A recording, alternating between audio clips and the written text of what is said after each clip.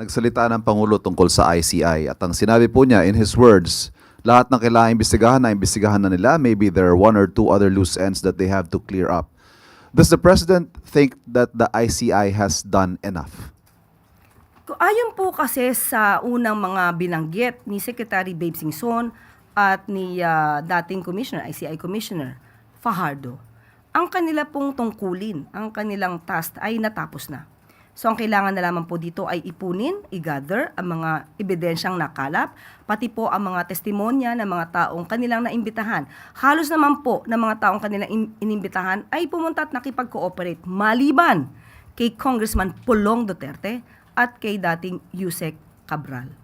So with that, with all the pieces of evidence that they were able to gather, malamang po ay maisasampa or mairerekomenda nila ang mga kasong dapat na maisampa.